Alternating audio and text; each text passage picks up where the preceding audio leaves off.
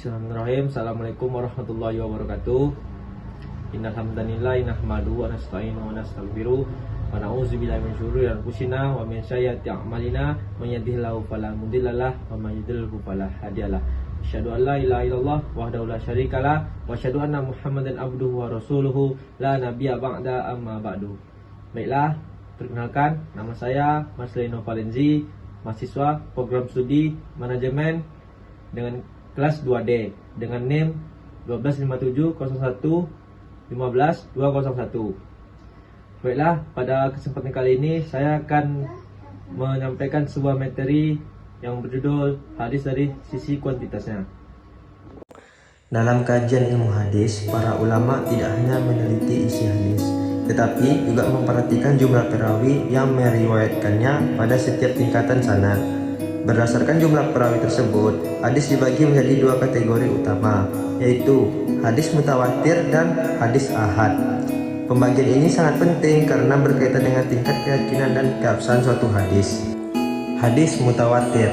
Hadis mutawatir adalah hadis yang diriwayatkan oleh banyak perawi pada setiap tingkatan sanad, sehingga menurut akal sehat dan kebiasaan manusia, mustahil mereka bersepakat untuk berdusta. Banyaknya jumlah perawi tersebut menjadikan hadis mutawatir memiliki tingkat kepercayaan yang sangat tinggi. Oleh karena itu, hadis mutawatir mampu memberikan keyakinan yang pasti terhadap kebenaran informasi yang disampaikan. Hadis ahad. Selain hadis mutawatir, terdapat pula hadis ahad. Hadis ahad adalah hadis yang jumlah perawinya tidak mencapai tingkat mutawatir. Dengan kata lain, semua hadis yang tidak memenuhi syarat hadis mutawatir termasuk ke dalam kategori hadis ahad.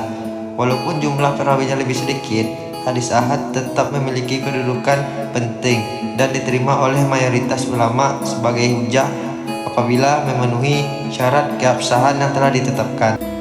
Syarat dan pembagian hadis mutawatir. Agar suatu hadis dapat dikategorikan sebagai hadis mutawatir, terdapat beberapa syarat yang harus dipenuhi. Pertama, hadis tersebut diriwayatkan oleh sejumlah besar perawi. Kedua, para perawi tersebut mustahil bersepakat untuk melakukan kebohongan. Ketiga, hadis yang diriwayatkan berasal dari pengalaman langsung yang diperoleh melalui panca indera seperti mendengar atau melihat secara langsung. Berdasarkan bentuk periwayatannya, hadis mutawatir dibagi menjadi dua jenis, yaitu mutawatir lafzi dan mutawatir manawi. Kedudukan hadis mutawatir. Menurut para ulama, hadis mutawatir memiliki kedudukan yang sangat kuat dalam Islam. Tingkat keyakinan yang dihasilkan oleh hadis mutawatir bahkan disamakan dengan keyakinan yang diperoleh melalui pengamatan atau penyaksian secara langsung. Karena itu, hadis mutawatir yang menghasilkan ilmu yang bersifat pasti atau qat'i dan wajib diterima serta diamalkan. Pembagian hadis ahad. Secara umum, hadis ahad dibagi menjadi dua kelompok, yaitu hadis masyhur dan hadis ghairu masyhur.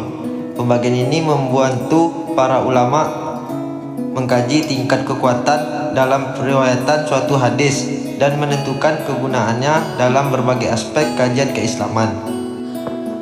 Kesimpulan, sebagai penutup, dapat disimpulkan bahwa hadis mutawatir dan hadis ahad memiliki perbedaan utama pada jumlah perawi dan tingkat kepastian yang dihasilkannya. Hadis mutawatir memberikan keyakinan yang pasti karena diriwayatkan melalui banyak jalur periwayatan. Sementara itu, hadis ahad memberikan keyakinan yang kuat, namun tingkat kepastiannya masih berada di bawah hadis mutawatir. Meskipun demikian, keduanya tetap menjadi sumber penting dalam ajaran Islam dan berperan besar dalam memahami serta mengamalkan syariat Islam. Demikian presentasi saya yang dapat saya sampaikan mengenai hadis ditinjau dari sisi kuantitasnya. Saya mohon maaf apabila ada kekurangan dalam penyampaian materi yang dipaparkan, dan saya berterima kasih atas perhatian dan kesempatan yang telah diberikan. Wabillahi taufiq wal hidayah. Wassalamualaikum warahmatullahi wabarakatuh.